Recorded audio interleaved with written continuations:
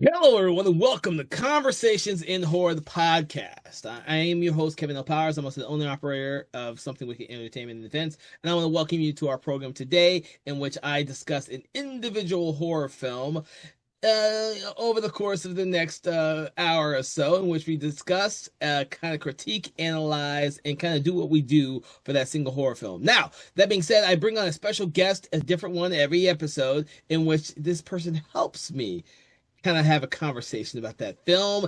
Normally they keep me in line, but sometimes they do not. So it's always much more entertaining for you, the listener, if they don't keep me in line. That being said, we have a pretty famous film today that we're going to be discussing, and it's going to be great to hear what his reactions and opinions of this film is. So first of all, let me introduce my guest for today. His name is Philip Ray. Thank you so much for joining us again, Philip, for this Thank you. program. Thank you for having me. And we are discussing the 1974 film Young Frankenstein, which is a horror comedy. And as you know, if you've been listening to our program, we don't really do that many horror comedies, but we will do them whenever we feel necessary. And I do feel that it's necessary for us to discuss this film. So, Mr. Phillip, I do need to ask, when did you kind of see this film for the first time, and when did you what were your general impressions of the film? So with Young Frankenstein, so obviously I was not around when it came into theaters, but I actually was introduced to it through some friends when we were doing a big Gene Wilder watchathon, basically. This was a little bit after he passed, and my friends wanted to do like a big Gene Wilder watchathon, and Young Frankenstein was among them. And yeah, and I generally like a lot of Mel Brooks's movies. I haven't seen all of them, but I've seen at least half, if not more than half. And usually I love Mel Brooks's movies, and yeah, I really enjoy this. It's funny because we're going to come from probably two different perspectives. Because really, I was familiar-ish enough about, the classic horror movie, horror like Frankenstein movies, but I hadn't seen them really. Like I knew of them, I've seen clips, but never like fully watched one before watching Young Frankenstein. So I knew enough of it to get the jokes sometimes and the references, but I know probably compared to you, it's probably a different story on like processing the references that this movie does. So, I'm gonna surprise you a whole hell of a lot with this film because I did not actually see this entire film until a few days ago for the first time. I Hmm. have only seen bits and pieces of this film over the course of my lifetime. I've never watched this film from beginning to end. So the reason being is that when I was a kid and saw the bits and pieces of this film, I had no reference for the original Frankenstein films because I hadn't seen them at that time, and it was in black and white. So I didn't see it because of that as well. I only saw bits and pieces, and as I got older, I never had a reason to go back and watch this. Now, this being said, I have seen a lot of Mel Brooks's later films. I actually have not seen most of Mel Brooks's films.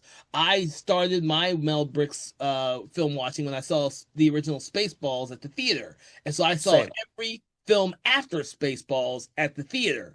I never went back to go watch his earlier films. The only one I've seen from his early films before this one was The Producers. I've seen that one. I have not seen like high anxiety or the high anxiety life stinks. I haven't seen History of the World Part One. I haven't seen any of those films because I just have never gone back to kind of appreciate what Mel Brooks did. So watching this film, this film's been sitting on my shelf for a very long time because I always wanted to get to it. As I got older, I knew what the film was about, and I like knew all the references that people had pulled from this film because I'd seen just bits and pieces but never seen the whole film. When I watched the whole film, like this week, I am at the wrong point in my life where I can appreciate this film. I did not really care for it at all. I thought I thought that oh God, what's his name that plays Igor was my favorite character here in the film, and I thought that every one of You his mean Igor? Igor, yes, Igor. Igor, I loved everything that he did. Every one of his jokes hit for me. A lot of the rest of it did not hit for me anymore. And I grew up watching Gene Wilder films. Like I grew up watching a lot of Gene Wilder films, but I just never went back to watch this one because this one came out before I was born. And it is a shame. I wish I had seen this when I was younger, when I could appreciate it, when I could like this film is considered like one of the classic comedy horror films even now when it came out, and even now it's still considered a classic. I just never got around to watching it, and it was never high on my list to go and watch it until I decided to pick it up because I said, yeah, shit, I got this movie, I've never seen it before. So I will say that going through and talking about it will be interesting because yeah, a lot of the jokes did not hit with me. Just some of the physical misunderstandings between the Inga and Frankenstein character with all the sexual references. Those were funny, but I like Terry Garr, so I. I'm a huge Terry Garr fan, so I'm good with that. But I just a lot of the jokes did not hit with me at all. Having finally seen the whole film. Okay. Yeah, that's interesting. I mean, I can kind of see it. I mean, the thing is, I enjoy most Mel Brooks movies. I've seen a good chunk of them. I've actually, that's why I say I've seen half of them because Spaceballs was the first one I saw. I saw Robin Hood, Men in Tights. I saw Blazing Saddles and Young Frankenstein, but I've not saw and then Producers. I didn't see the film version. I ended up seeing the actual stage production of it first. Uh, and stuff. But like some of the other stuff, like Life of Brian and stuff, I actually still have not watched that. So I know I'm half and half on Mel Brooks's movies and stuff, but I've seen more than haven't seen. Um, but Uh, yeah, it's Go ahead. but the thing with Mel Brooks's movies is, and I understand that is, it is very corny. It is of his movies a lot of times are very corny. Sometimes they get too corny at times. This I would say Young Frankenstein is not my favorite Mel Brooks movie. I know Gene Wilder, it's his favorite movie, his favorite Brooks movie he did. I would say it's not. I would agree it's not my favorite of the Mel Brooks movies. I still enjoy it, but I can see some of the corniness can kind of like put you off. You know what? When I was growing up, Gene Wilder's shtick was hilarious to me. It really was. I think because he passed away so long ago, and I have not really gone back to rewatch a lot of Gene Wilder films. And I grew up watching Gene Wilder films. I grew up watching a lot of his movies. Even rewatching religiously all the ones he did with Richard Pryor. But when I watched this one, this is why I say I wish I'd watched it when I was a huge fan and growing up with him. I kind of thought his shtick was a little too much compared to everyone else in the movie. And I know that's probably something that probably something really appeals to audiences, why people love this movie. But for me, it's like I grew up with the shtick and a lot of other films he did, and then when I'm watching it now as a grown up, years after he's passed away, it's a little bit much for me. Which is why I like the Igor character and some of the stuff that happens between Frankenstein and Inga. But a lot of the other stuff doesn't really like I had seen the little clips with oh my god, I can't even think of his name now, who plays the blind hermit now. Oh my god. I Um, had seen the clips with Gene Hackman a billion times. Gene Hackman. Finally saw it. I was like, okay. Mm. Yeah. No, there is a lot, especially during that section of the movie and stuff. There's a lot of slapstick, especially the thing with a lot of the monsters jokes. A lot of time they're slapstick. A lot, again, especially during the blind man scene and stuff Mm. with him, burning his crotch or setting his finger on fire and stuff. Which again, like with comedy is very subjective, and sometimes, yep, that's why again, the movie is very corny at times because yeah, that times can be very, very corny with some of the slapstick. I think Mel Brooks, when he was at the top of his game, he was one of the best spoof writers and directors there was. And he had a style that was unparalleled until the Zuckermans came by. Um, and the Zuckermans kind of took it away from him. And then, of course, he stopped directing films after Dracula Dead and Loving It, which I absolutely hated. People have told me I need to go back and rewatch it. And one day, everyone listening to our program, I will, and we will attack that movie at some point because people have requested us to do that film. So we will do that film. But I kind of thought that he knew when his shtick was kind of dying out, so he stopped doing it anymore. Then the Zuckermans took over and kind of did their shtick, and then of course everyone else started to splinter off, and they kind of killed the spoof genre altogether after that. Yeah. Oh gosh. Yeah, Yeah. the spoof genre The just kind of died, like died. Yeah, That's why I was very, very happy with this latest uh now I forgot the name with Liam Neeson. Uh Naked Gun. Naked Gun, thank you. This latest Naked Gun movie was great, and again, it was a great return to that. I think we're getting another scary movie, and God forbid how that will go and stuff with Scary it. movie and it's Spaceballs too. So it's the spoof Yep. is going to come back and as legacy sequels. I don't know if anyone's going to try and attempt an original one, but these are all legacy sequels that we're getting. So we'll see how they all fall through or not fall through because Naked Gun was extremely popular. So we'll see how the other two do. Um, but this Yeah, one, and we're actually getting a legacy thing with this. They announced they're doing a potential prequel TV series called Very Young Frankenstein, which I am not excited for. There has been talks about, there was, I think some of the latest casting they had was they had Zach Galifianakis as Dr. Frankenstein, which is like, oh geez, with that. I'm not a biggest fan of Zach Galifianakis, and definitely and I'm afraid that's going to just get really silly. of course, it's going to get silly. Every movie he's in is silly. But I'm not But surprised. not, but on like the Zach Galifianakis bad comedy silly, and not the like the one thing like, and that was a big thing. I think what works for me for this movie, I know it works for a lot of people, is uh because Igor is very comedic and the monster generally is very comedic.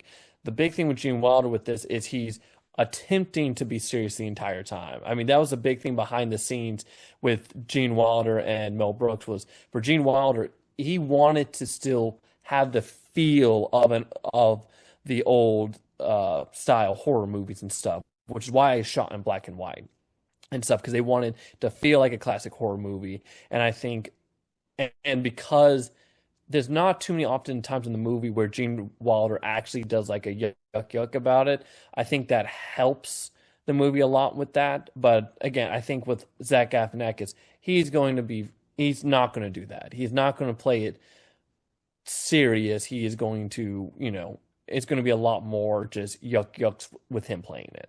But Well, it'll be interesting because Mel Brooks just did the sequel to History of the World Part. They did History of the World Part Two as a television series or limited series. So I wouldn't be surprised if he's exploring that with like the young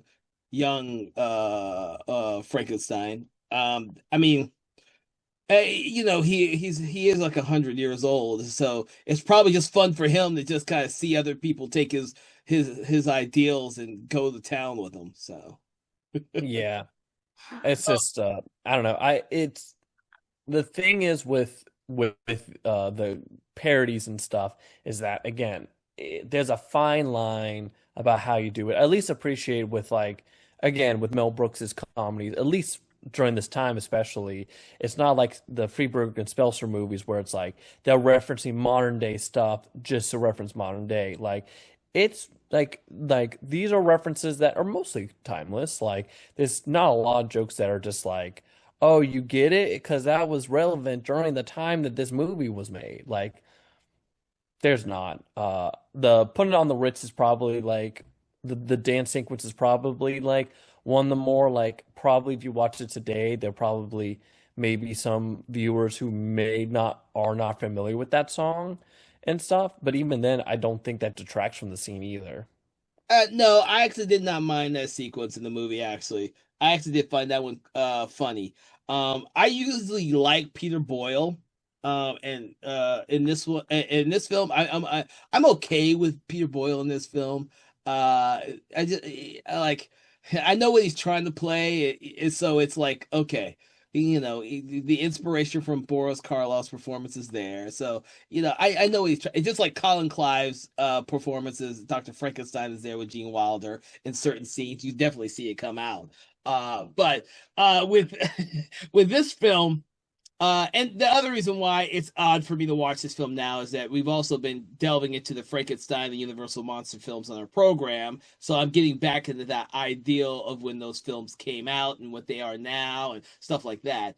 But this film does, in fact, do a really good job referencing the exact time period of the original Frankenstein film and the aesthetics of those old Universal horror black and white films. It does a superb job with that.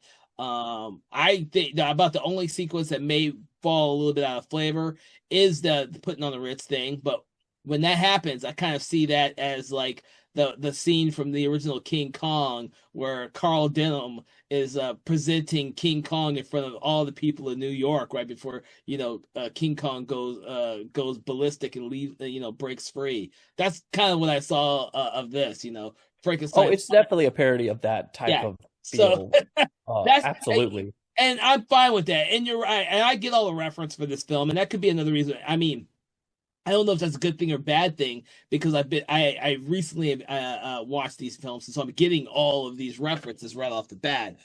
Whereas someone who is generally coming into a Mel Brooks films may not get them all and find them a lot funnier. I don't know actually. I wish I knew of someone who saw the film when it came out or at least grew up on it.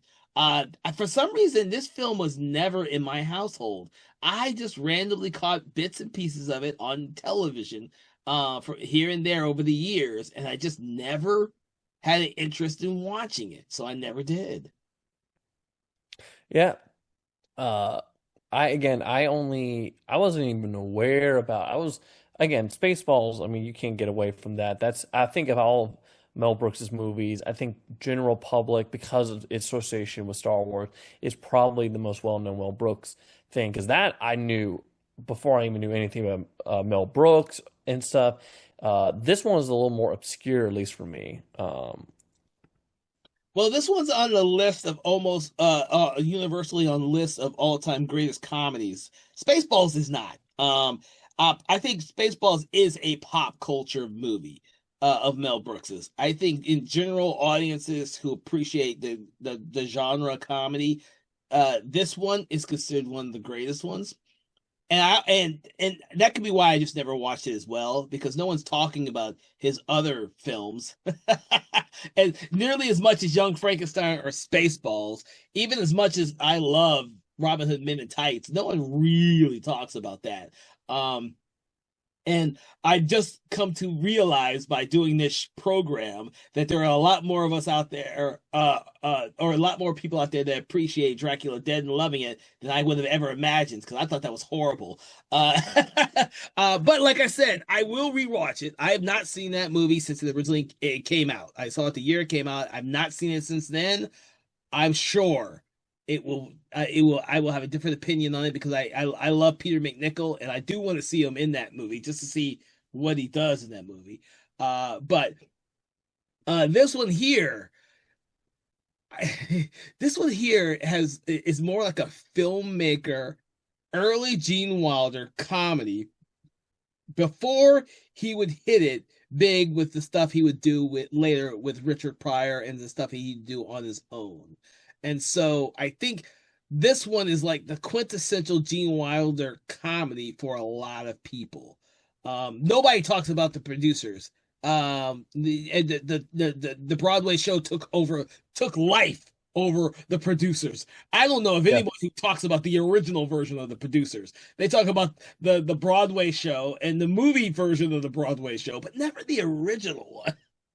Yeah, it's funny because I didn't even know Young Frankenstein has a stage play. I didn't Yes, yes. even know about it until I did research. I was like, oh, I'm curious what that looks like. Well, Uh, I don't know if it has a stage play. There is a musical version of Young Frankenstein. yeah, sorry, that's what I mean. Okay, okay. They did a musical they did a musical stage play of it, and I was not aware that they had done that and stuff beforehand. So I'm kind of curious how that is in comparison. But since I think a lot of people more when they talk about Young Frankenstein, they're talking about the movie more. I think that has a lot to say of like not to say the stage play is probably bad, but just again how like again I don't think you can really beat Gene Wilder. Uh, I a think the lot of cast. times No, I when think the he's in a role. cast. Yes, I think the cast for this is one of its greatest strengths. Um, Yes. it's also really odd because when I think of Peter Boyle and when I think of Gene Hackman, this film never comes to mind to me. And I grew up with a lot of Gene Hackman. Like Gene Hackman was one of my favorite actors as a kid. He just happened to be in so many great movies to me, and I like some of the worst comedies because he's in them. Well, yeah, because you don't recognize Gene Hackman a lot. You don't think about him in this movie because he's really kind of unrecognizable to a Yeah, point. Like they his really, voice. It's his yeah, voice. It's his it's voice. his voice. But they really did a good job of like dirtying him up and stuff, so you don't really like go, oh look, it's Gene Hackman versus while Gene Wilder is like, yeah, it's Gene Wilder. Oh yeah, and that could be another big thing about for me. I was like, all right, I've always known that Gene Hackman was in this movie, and he's in like one like this the Blind Hermit in that kind of scene, and then that's it. I was like, oh, that's it. I personally like Gene Hackman in the comedies he did, but he no one respects any comedies that he ever did. I don't think.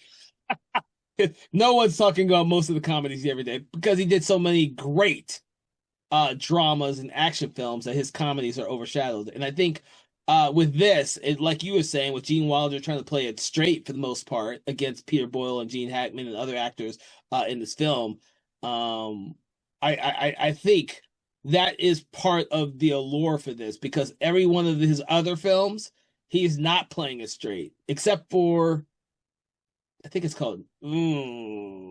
I don't want to misname the movie he does, his love story one, but that's about it. Because I do think because he played in so many silly comedies, Gene Wilder is kind of an underrated actor. You know, Yes. I think he's heavily underrated because of that. And he's also known as fucking Willy Wonka. So you think of Gene Hackman, you think of Willy Wonka, and you think of Willy Wonka, and you think of Young Frankenstein, and a lot of his other films get kind of sidelined. Uh, except for the ones he did with Richard Pryor. At least for me, the ones he did for Richard Pryor. And the movie I was thinking about was Funny About Love. I had to look that up. I couldn't remember the name of the movie that he did. Funny About Love. I know no one remembers that but me, but yeah, Funny About Love. Because I used to watch every one of his films. I just for some reason skipped this one, which is a disservice to his legacy for me. I think he does a really good job in this film, even though he in this day and age, I think he overacts in this film. But that I believe was his shtick. Like his mannerisms were kind of constant through most all the films he ever did. And so I think he just was never taken seriously for that reason. And so this film where you saying he tried to play it as straight as possible compared to some of the other actors in this film is probably one of the reasons why so many people see this film on such high regards because he was not taken serious. I honestly do not think Dean Wilder was ever taken seriously as a real. He's like, what's to say? Robin Williams, because Robin Williams did so many comedies. His dramas were overlooked. His great performances were overlooked, except for probably Good Will Hunting. Yeah. No, I think a lot of it comes to is, Gene's buddy ended a partnership with Mel for a while. So he was in, and Mel's movies a lot of times they're comedies and they're satires and stuff. And so, again, that goes to that same deal of like because they did that kind of partnership for a little while. Yeah, there was a lot. That was another reason why they Gene was unintentionally not taken seriously because he ended up getting associated with Mel up until Willy Wonka, really. Yeah, I had to look him up and realize that uh some of his best films were in the late 70s to the mid 80s, where was all the films that it seemed to me growing up that he had a much larger filmography in terms of popularity, but yeah, the late 70s to mid 80s he had a good 10-year plus run of great comedies, and then he kind of faltered with a lot of stuff and then kind of died off there, which is kind of sad because he was so damn good but underrated. This film of his films, this film has probably got the biggest legacy next to Willy Wonka. There's no comparison. Willy Wonka's fucking brilliant. It's great. Uh, Yeah. his performance is great. His performance is great in that, and that's an understated performance as well, compared to some of his broad comedies. So, but yeah, Young Frankenstein, for anyone who possibly is like me and has not seen the movie, it is a spoof a Mel Brooks spoof. I will say that Mel Brooks spoof of the Universal horror movies and Frankenstein directly. It does a really good job with a lot of the physical gags, the visual gags.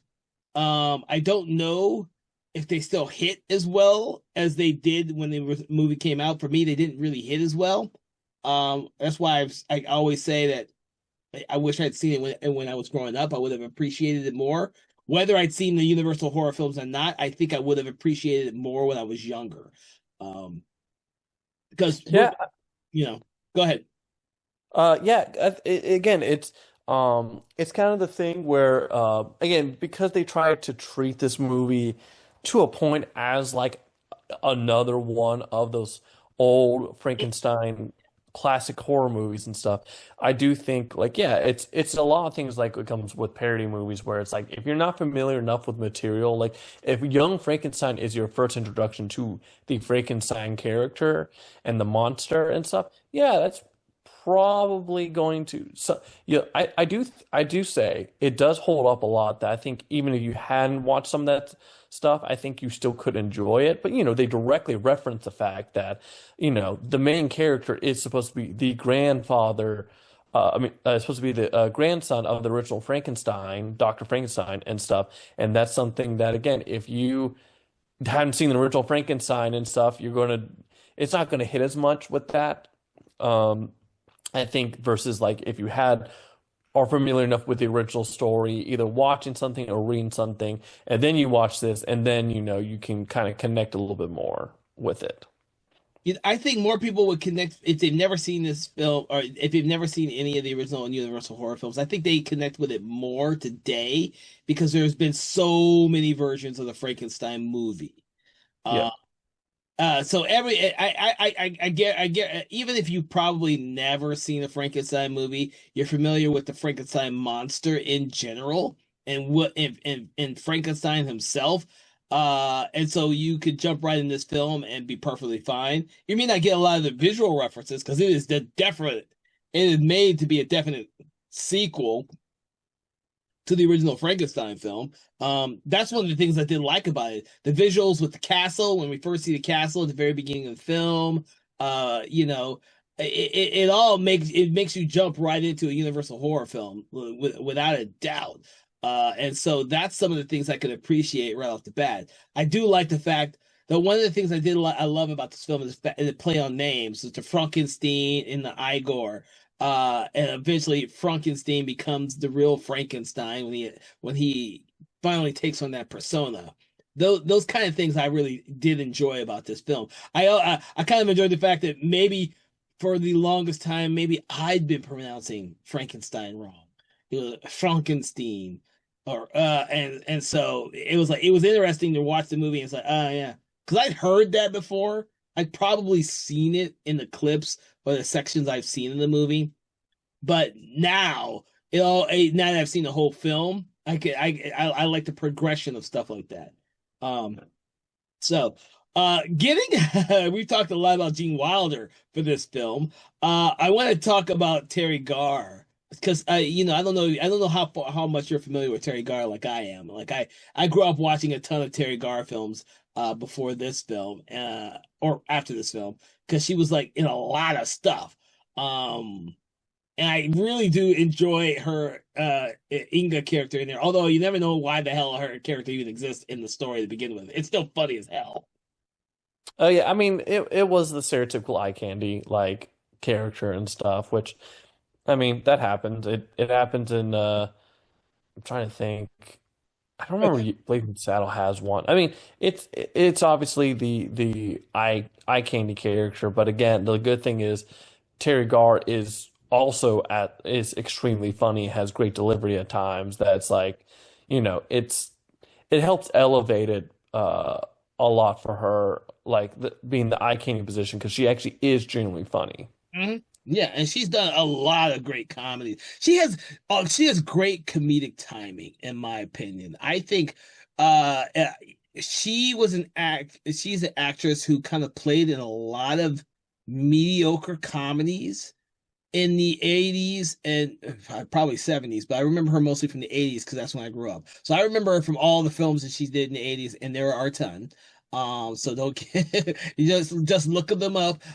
But she has such great comic timing that any film that she's in, she kind of elevates. And I like the scenes between her and Frankenstein, slash Gene Wilder because they work really well together. And all their like interactions are complete sexual misunderstandings that just work for the film. I think a lot of those still work for the film, even into by today's standards. Oh yeah, no, definitely. Again, again, the cast, yeah, as much as we like talked about how Gene Wilder's good, again, I think the cast all is really fantastic. Do you like so I'm gonna ask you this. Were you familiar with her before seeing this? Nope. That was my I hadn't seen some of her other movies and stuff, so yeah, no. This movie was definitely my first introduction to her. Okay. See, that's the thing. I asked because I have to look her up, but I don't think she did much in the 90s at all. She was in Dumb and Dumber, but I have not seen that movie and I'm okay with that. You've never seen Dumb and Dumber. Yeah, I'm okay with that. No. Okay, I have seen Casper Meets Wendy, but No, I I did not bother with that. I did Oh, look her up. I have seen. Okay, I'm looking at her. I'm looking at her filmography. I've seen a couple of her things. I probably just didn't associate her with Probably her not. at the time. Because what happened is she probably, like I said, in the 70s and 80s, she was in a ton of shit. And then I had to look her up myself to see what she had done in the 90s and past that. And it doesn't look like anything sizable other than like a lot of television. A lot. Which you can give or take. She might show up in one episode and that's about it. But in the 70s and 80s, she was in film upon film upon film.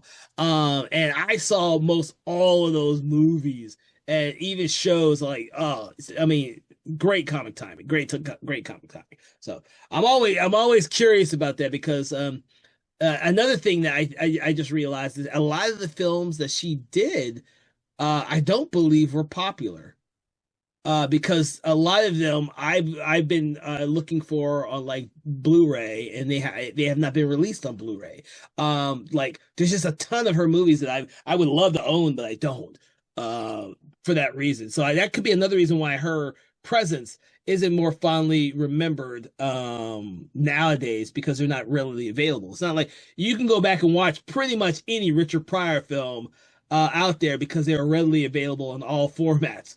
But Terry Garr's films, they just I can only assume that they just didn't do well. When you're a kid in the 80s, you don't give a shit if they're 70s and 80s. You don't give a shit if they did well at the box office. You give a shit if they're funny or not. Yeah. So I love Terry Garr because I thought she had great comic timing. She's real easy on the eyes too. Don't get me wrong, she's real easy on the eyes, but she had great comic timing with whatever co-star she was with. So Yeah, no, I agree. all right, so we got to talk about what is this who played Igor Martin Marty Feldman. Marty Feldman. Yeah, he was so funny, and he added so many ad libs that just made it even funnier. Like the whole hump thing, like that was apparently that was something he just did. That was not on the script. That he just like, yep, I'm just gonna. He's like, no, I'm just gonna keep switching sides that my hump is on and stuff, and just not say anything to see if anyone notices. And it's just like that's this type of small stuff that's just so funny. But like again, I think again he's really one of the stars of this movie that was just so funny. So I've been looking over him, and I don't think I know of much of anything that he's done as an actor. I think I in this film I thought he was fucking brilliant. I like dude. I find everything he did was funny as shit in this movie. But I am not. I had to look him up. I was not familiar with anything he'd done before. Nothing. Like this might be the only movie I've ever seen him in. I don't know much about him. I know that he's famous comedian. Yeah, I know he's done some things with Mel Brooks Yeah, before and all the ones stuff, I've but ever yeah. seen. But I have not, yeah, I did not the same thing. This was my first time seeing him. Yeah, and it's interesting because this is one of the things that we get into when we start delving into these older films. For like, this is before my time when it came out. Well, I born 2 years after this damn movie. It's way before your time. So kind of finding how these people were popular in say the 60s or 70s when we're doing these films is kind of hard when we don't have our resident guy who was born and that was alive watching these movies at then, Mr. Jim Adams. He can give us really good reference on this shit because he was around watching these movies at the theater. But me and you, the 70s films, I there's a lot of them I never got around to watching till I was much, much, much older. I came around in the 80s, and for us it was VHS tapes, and we didn't really rent many comedies in my household. Yeah. I am glad that the version I saw of this film was a pristine Blu-ray copy. It looked great. The movie looked great in black and white. The movie was fantastic in that regards. The technical capabilities still hold up. That's why I said this movie still holds up extremely well as an homage to the classic Universal horror films and all that type of stuff. So I'm not going to knock any of that. Mel Brooks is a phenomenal filmmaker. You can watch any one of his films, even Dracula Dead, loving it, and know that this man right here has an eye for comedy, not just physical comedy, but also the written word comedy and the way that characters can say one thing but mean something else, or say the interactions between Frankenstein and Inga, where they're play on sexual innuendos that neither one of them pick up. And he does that in all of his movies, by the way. That's what makes his film so much better than some of those straight fucking spoofs that they make nowadays, where it's like a gag, like a gag after gag after gag after gag, which don't add anything to the story. They're just there to be a gag. Everything in this film is working towards the story that's being told. Well, and that's the thing too, is like the difference too is like the gags between like this and a Freeburg and Seltzer movie is a gag here is a sexual joke, but it is a common sexual joke. It'd be a sexual joke that we get now. It'd be a sexual joke you would get 10 years down the line. It's a sexual Oh, joke you would have gone watching this movie. Freeburg and Seltzer's movies are literally going to be at the time gags of like is relevant at the time of like, oh, look at this movie. You remember 300? And you're like, yeah, what of it? But it's like it doesn't hit, it won't hit like this movie is very timeless. A lot of it is very timeless with its jokes and stuff. I mean, that's Mel Brooks in general. I think probably his most untimeless movie is probably Spaceballs. Um, but everything else is pretty timeless, a lot, especially with this comedy. It'll be interesting when I watch Spaceballs again. I haven't actually seen Spaceballs in a long time. I saw it way too much as a kid because I saw it at the theater and I fell in love with that movie. So I've seen that. It's funny because, like, really, this movie and Spaceballs are the polar opposite for a Mel Brooks movie. Of this was again very self-serious, very much like again, it never, other than the putting on the Ritz, it really generally tried to be like as faithful as it can to a Frankenstein movie that's a horror. Spaceballs is just fourth wall break, fourth wall break, fourth wall break, fourth wall break. There is no fault. It's actually funny because in this movie, right? So, Mel Brooks likes to appear in a lot of his movies. Yes. Everyone's well aware of that. He does not physically appear in this movie, and that's because of Gene Wilder. Because, Mel Brooks wanted to do his normal cameo, and Gene Wilder says, I will not do this movie if you come on screen because it breaks the illusion of this kind of being somewhat of a serious Frankenstein movie because everyone knows what you look like. If we do that, that's too much breaking the fourth wall. So you cannot make it a physical appearance. So he does make a verbal appearance and stuff, but he does not make a physical appearance because of that. It's funny you say that because I would have liked to have seen Mel Brooks as the blind hermit. I thought that would be a perfect role for him as the blind hermit. Oh, absolutely. But like it's interesting because of like, yeah, I'm like between the two, it's like again, like that would have been if he was in a role, that would have been him. But it's like, yeah, I mean, I can kind of see Gene Wilder's take of like it would feel slightly like a different movie because it's like, okay, there's Mel Brooks. Now we're, definitely breaking the fourth wall with stuff versus, it being Gene Hackman who you barely recognize, and you're like, Yeah, it does feel a little more authentic because of that. yeah, no, no, I'll give you that. I'll give you that. Like I said, this was the '70s.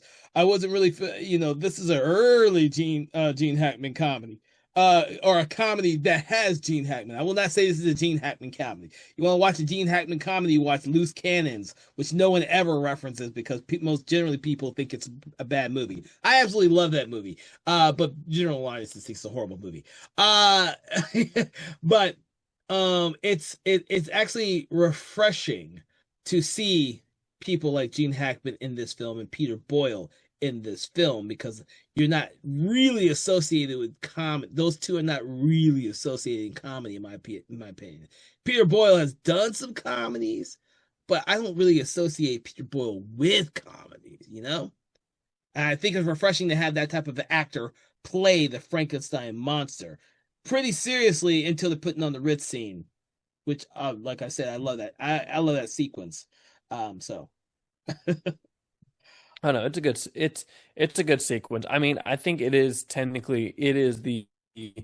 when I think of Young Frankenstein, that's the first thing that comes up, which is oh yeah, another thing too. Again, a big like um apparently Gene Wilder and Mel Brooks didn't fight a lot, but there was a couple moments they fought, and putting on the Ritz was one of them. That was a Gene Wilder ideal actually, and Mel Brooks didn't like it, but eventually like they got that was their biggest fight apparently for the entire movie. But then once they shot it and once Mel Brooks saw it, he's like, okay, I'll keep it in the movie and stuff. But even then, like when they shot it, Mel Brooks originally wanted Peter Boyle to sing like during that moment, kind of break character and actually sing completely fine and stuff. And Gene Wilder's like, no, that doesn't make any sense. Why would he suddenly like get the ability to sing perfectly and stuff? Which is why we get that really, which I think I agree, it works to the gag more the fact that he's not actually able to sing like perfectly with it. yeah, yeah, yeah.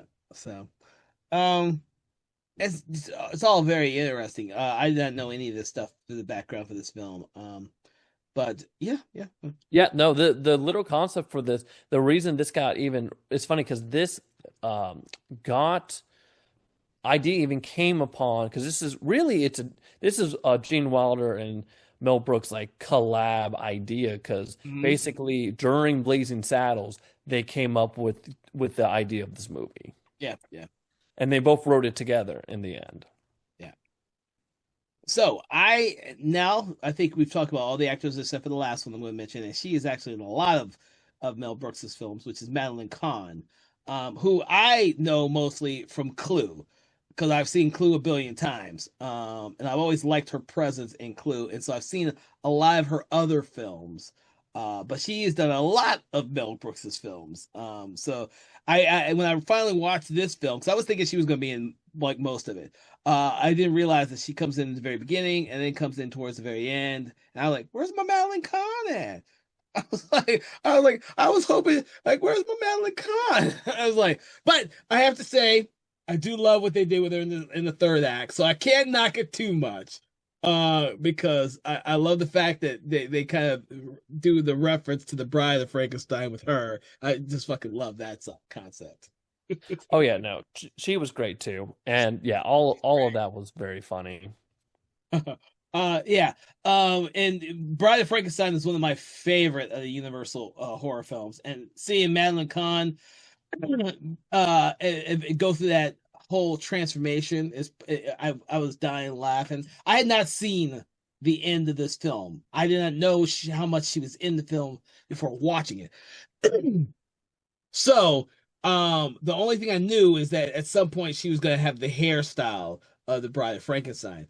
I didn't realize that they don't actually turn her in the Bride of Frankenstein in this movie. It just kind of happenstance when she kind of gets abducted by the monster, and then she starts having sex with the monster, and she starts falling for the monster, which I thought was fucking brilliantly funny. I'm sorry, that shit was just funny because I wasn't expecting it because I had no idea, and I was laughing my ass off when I saw that shit. And then by the end of the movie, I thought it was so funny to see the monster and her dressed as the Elizabeth dressed as the Bride of Frankenstein and their domestic bliss, which I thought was hilarious. I had no idea that's how the movie was going to end, dude. No fucking clue until I watched it. I was laughing my ass off.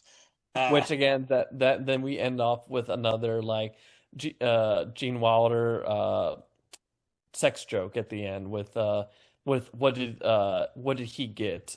yeah, yeah, it is hilarious, and I'm actually satisfied with the way they ended this film. As I talk about it out loud, a lot of the things that I like when I was watching, I was like, I don't know if I like this movie or not.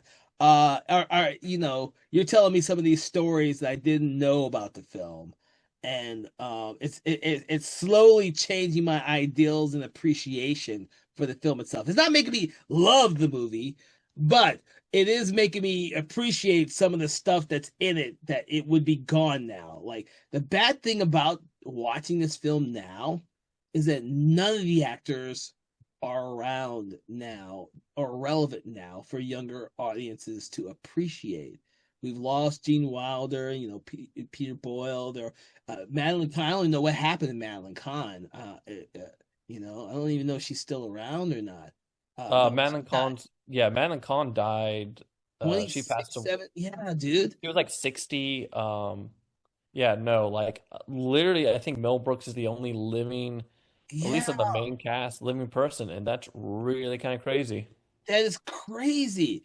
Because when I was watching this, I was dude, I grew up with fucking Gene Wilder and Gene Hackman and Peter Boyle, Madeline. I grew up watching this shit with watching movies with these actors, and I'm finally getting around to one of their films that is considered a classic comedy, and I just beat myself over the head because I never watched it.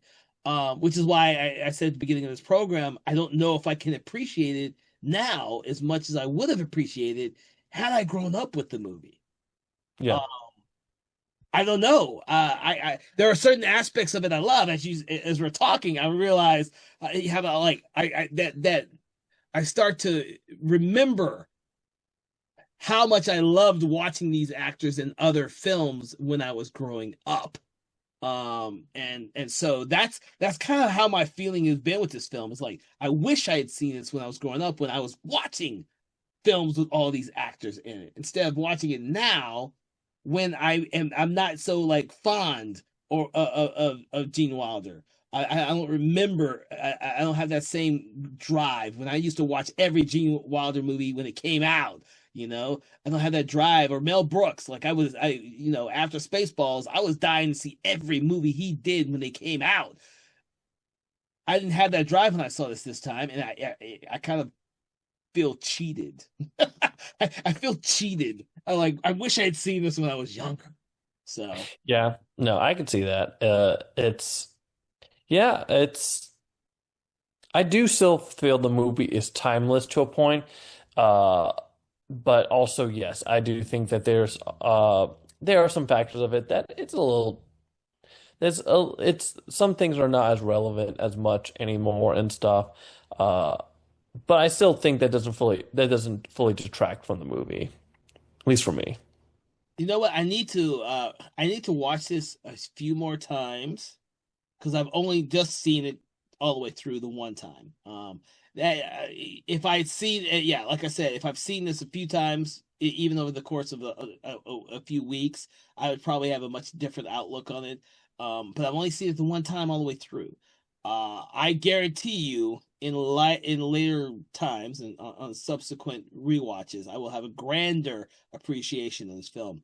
I've just never gone back to do like how you were introduced with this when Gene Wilder died and you guys watched a Gene Wilder marathon. I've never done that. I've It's really good. I like that. That's something I would love to do because I've never done it. The closest I can get, the closest is me watching the Richard Pryor Gene Wilder movies, The Stir Crazy, See No Evil, Hear No Evil, and Another You. Now those three I've seen together several times. But I don't even get in the mood to watch a Richard Pryor movie that often anymore. Because I grew up with those movies and I've seen them a billion times. Um, it's a shame. I would love to go back and have a Dream Wilder one. I just never have. It'll be interesting. I have to think about that. So, as I'm reminiscing about all the great the things about my childhood, my young teenage years, while watching these great movies in the '80s, and wishing that I had seen this movie in the '80s. Is there anything else you could think of, Philip, that we could address about this film? The only thing I would say is, again, talking about its legacy and stuff, especially with, like again, we're getting in this interesting era of potentially the reboot of these parody movies, with specifically, with Mel Brooks is like with Spaceballs 2s and Very Young Frankenstein and stuff. The question comes into, is that going to work today? Because I know like the Life of Brian part two, not Life of Brian, the That's my Python. no, yes. Uh, So, History of the World. History of the World. Thank you. History of the World Part Part one. Two when that came out. I Okay. know that was I hadn't seen it myself, but I know general reactions were okay. But I do think the reception was um, it wasn't as funny as the original stuff, and I think we go back to that with I think if they end up doing this young Frankenstein, very young Frankenstein, and even Spaceball 2 is that I do worry. I'm like, I do have to wonder if it's going to be as good as the original, and I'm inclined to say no unless otherwise proven wrong. It's interesting because for me, most of the actors from Spaceballs are still relevant. I love Rick Moranis, and I can't wait to see that motherfucker back on the screen again. I Yeah. re like he's took a long enough hiatus, in my opinion. I want to see fucking Rick Moranis back on the screen again. It doesn't matter what he's in. Bill Pullman for me has not left. He did that show, shit. Oh my God. He did that show that I fucking loved, and it just went off the air a couple years ago. So I think they did 3 or 4 seasons of his show, and I fucking loved that show he did. That's an actor who I always thought Spaceballs was a little off for me because I'm so used to seeing him in more dramatic stuff. It would be interesting to see Daphne Zuniga in the film because I haven't seen her in shit in so damn long. I'm hoping she still could hit it out of the park like she used to do in the 80s. I liked her in the 80s. She did a lot of great movies for me in the 80s. I don't care what anyone says. She did some great comedies in the 80s. I fucking love Daphne Zuniga. It breaks my heart about John Candy. It breaks my heart every time I think about it. That's gonna be hard for me. I was probably one of John Candy's biggest fucking hugest fans in the 80s growing up. Seen every one of his films about a billion times.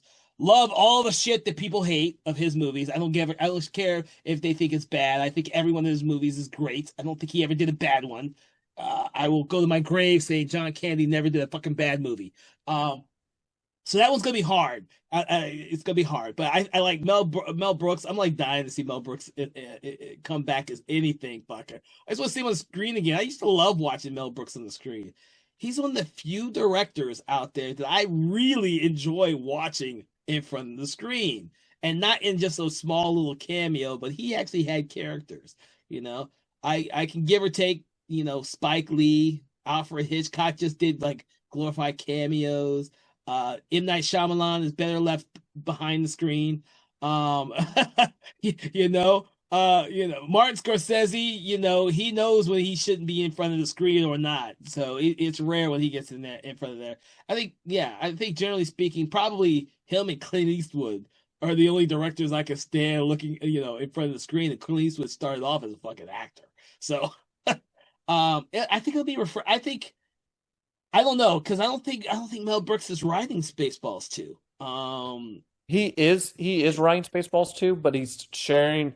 Josh Gad, who's in the movie, has a written credit, and then there's two other people who have writing it too. So that's and even Mel Brooks is not even directing it. It's going to be someone else. Well, I knew he wasn't directing it. I like Josh Gad though. I like Josh Gad. Okay, I've not. The only thing I've seen about this movie are the little posts they did while the movie was being made.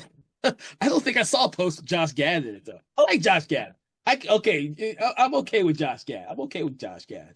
I like a lot of his movies now that I probably shouldn't have, and I think some of his shows I would love for him to go back and do Wolf Like Me and New Season. He has such great comic timing and dramatic timing for me. I think he's just a great actor, and I think he'll be great for Spaceballs 2 now. Shit, I'll have to look that up, see who else is in the movie.